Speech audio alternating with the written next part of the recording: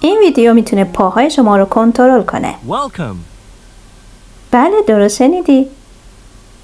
در این ویدیو من ترفند جادویی دارم که میتونه پاهای تو رو کنترل کنه.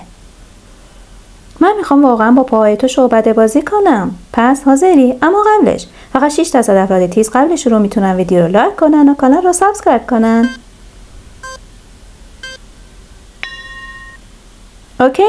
باید پای چپ و دست چپت رو همزمان خلاف جهت هم بچرخونی. واقعا سخته. افراد کمی میتونن این کار رو انجام بدن. سعی کن همونطور که تو ویدیو میبینی انجام بدی.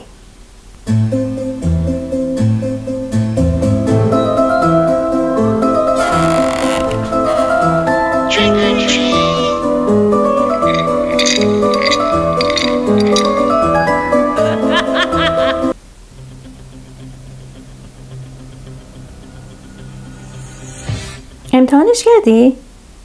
همونطور که گفتم من برای چند ثانیه پای شما رو در کنترل خودم گرفتم، اما 90% نمیتونن این کار درست انجام بدن. شما چی؟ انجامش دادی؟ تو کامنت ها بهم بگو.